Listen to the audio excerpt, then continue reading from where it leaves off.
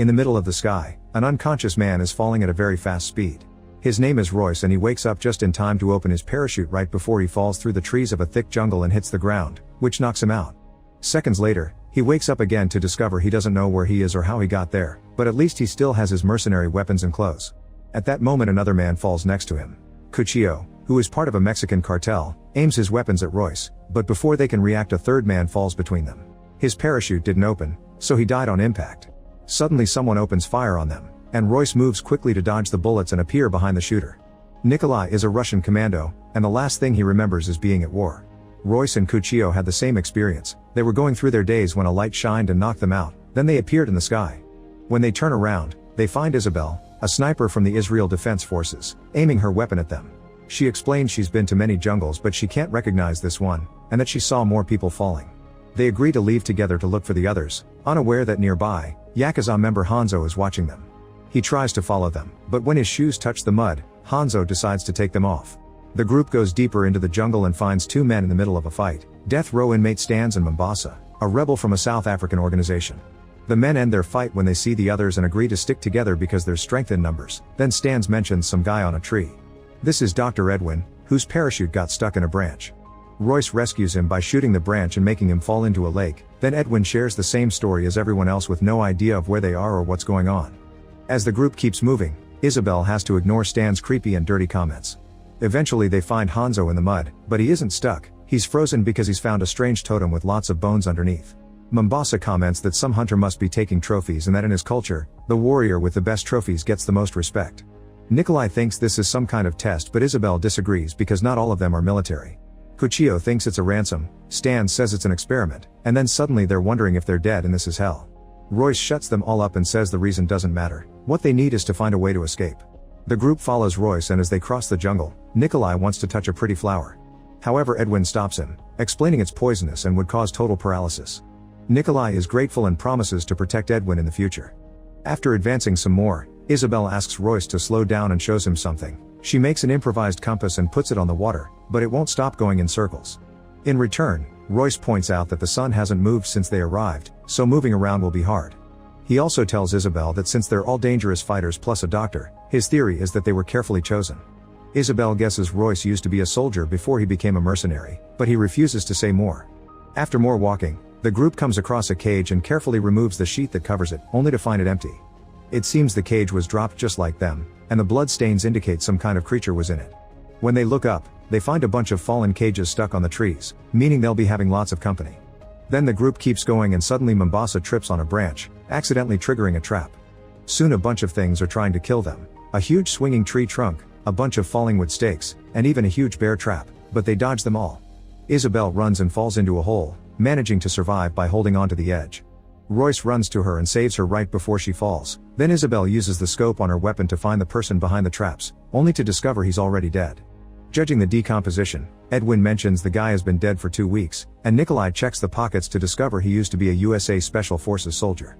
Royce realizes the traps weren't for them but for whatever killed the guy, which he believes to be much bigger than them because of the trap's position. As they start moving again, Mombasa thinks there's something among the trees but decides to ignore it. However, he isn't wrong. Someone is watching them with infrared technology and repeating anything they say. Moments later, they manage to reach the edge of the jungle and look up at the sky, only to receive a huge shock. A bunch of weird planets and stars indicate that they're not on Earth. Royce decides they must find who put them here to ask them to send them back. The group re-enters the jungle and suddenly, a drone quickly flies near the heads, freaking Stans out. He complains about his lack of guns and threatens Mombasa for one, but before they can start another fight, they hear growling coming from the jungle. At that moment, a horrible beast appears running toward them, and the group immediately opens fire. The beast is quickly killed, but there's a bunch more of its kind coming. Since they have no guns, Edwin and Stans begin running away. A monster comes after Edwin as he trips, but Isabel kills it with a perfect shot. While Nikolai and Hanzo shoot down another beast, Royce kills one by using just his knife. Stans is jumped on by a monster too and tries his best to defend himself with a knife. Luckily Mombasa arrives and kills the creature with a few shots. Edwin climbs a tree while Isabel is cornered by a beast and she considers self-deleting, but at that moment, a whistle can be heard deep in the jungle and all the beasts suddenly run away. Afterward, the group reunites and reaches a simple conclusion: they're being hunted. Those creatures were hunting dogs testing the enemy, and the whistle called them back.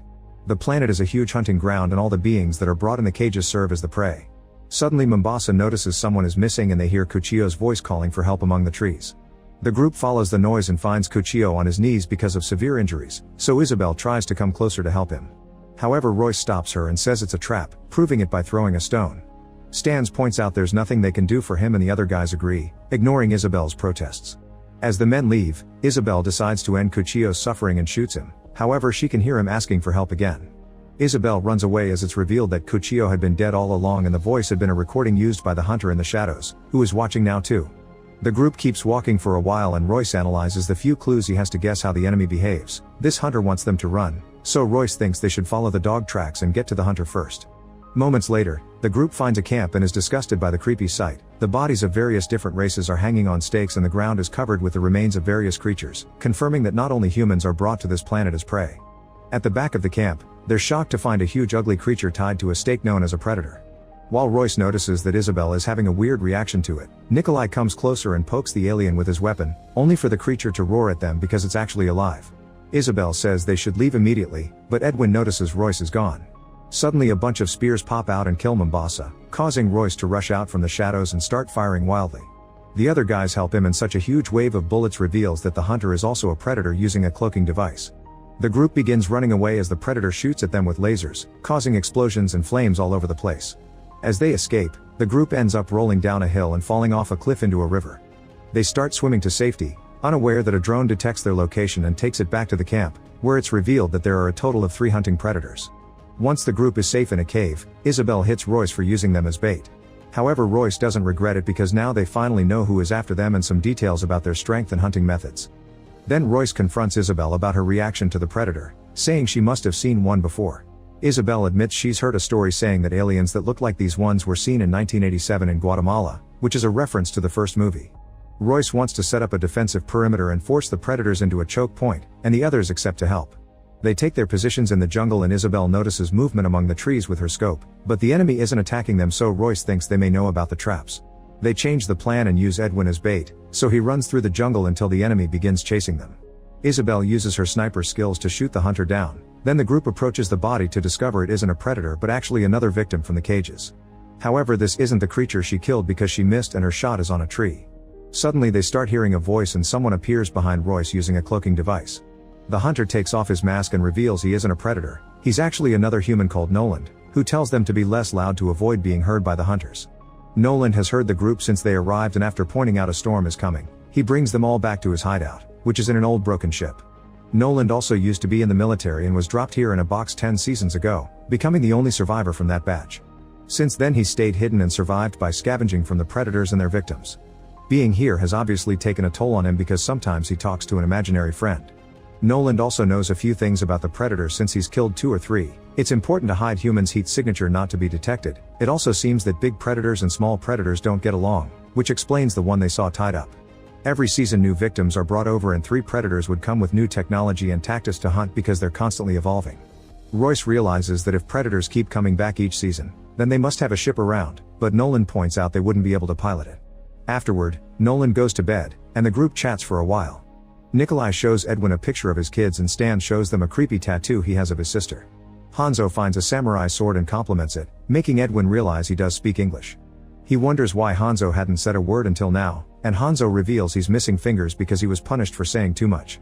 Isabel shares with Royce her theory that they were chosen because on Earth they were the predators and therefore monsters too, but Royce is obsessed with finding the ship, and he thinks he could convince the captured predator in the camp to fly it because the enemy of the enemy is a friend.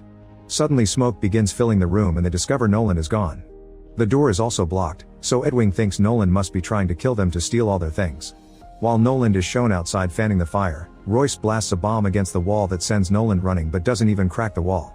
However, Royce wasn't trying to break it, he made noise on purpose to get the attention of a nearby predator. The plan works and soon Noland finds the hallway blocked by a predator, who immediately blows up Noland using lasers. Then the alien hits a panel on the wall to create a small access into the group's room, but it doesn't do anything else, just to toy with them. Royce carefully comes closer and puts his gun into the hole to shoot a flare, confirming the predator is nowhere to be seen. The group finishes pushing the panel off and finally escapes. Now they must find their way out through some very dark corridors. On their way out, Edwin accidentally ends up separated from the group and begins yelling for help as he lights up another flare, which gets the attention of the predator. Edwin hears a growl in the darkness and runs away until he finally finds the group again. He begs for help, but the group chooses to leave without him. At that moment, the Predator appears in front of Edwin, but before it can attack, Nikolai shows up to help. Edwin runs while Nikolai fights the alien, but he doesn't last long. The Predator stabs Nikolai and picks him up with its blade, so Nikolai takes the chance to spit on the alien's face before activating a detonator. The resulting explosion kills them both and a shockwave sweeps through the ship, but the group manages to get out just in time. Outside the ship, Stans begins celebrating the fact they killed an alien, only to be suddenly knocked down by a Predator that is now turning off its invisibility. The beast is about to kill Royce, but Stans jumps on it and starts stabbing the Predator while telling the others to run. Furious over losing its prey, the Predator throws Stans on the ground and rips out his spine. Then it roars and gets the attention of the third Predator, who starts following the tracks left by the running group. At that moment, Hanzo hears they're being followed and tells the others to leave while he stays behind to buy them time. After the remaining trio leaves, Hanzo takes off his jacket and unsheathes his katana just in time to be found by the Predator, who takes out its blade as well.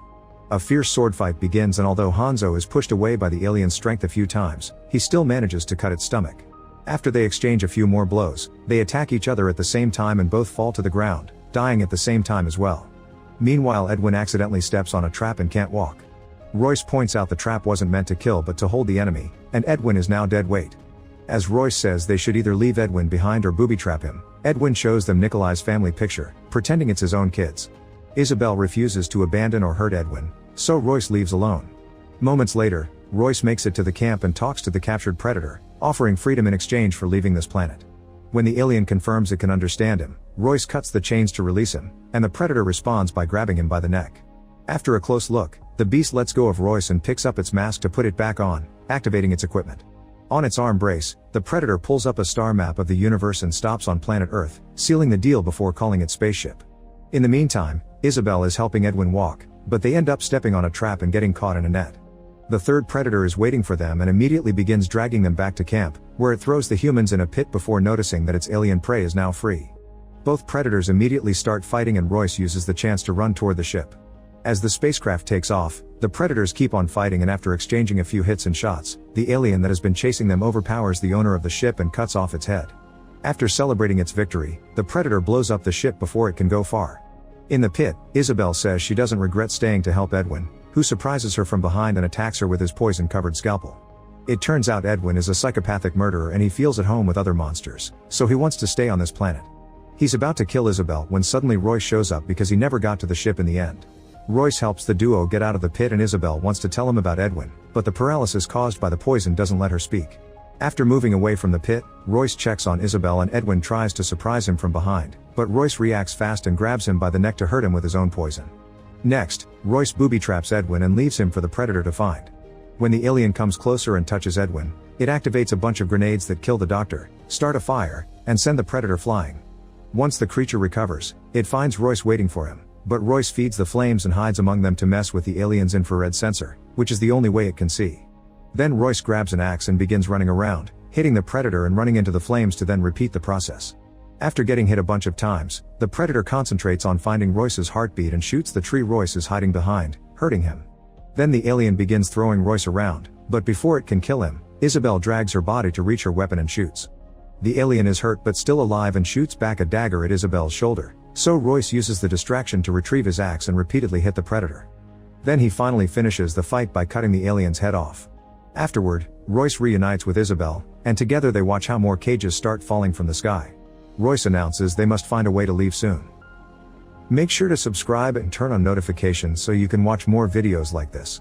Thanks for watching.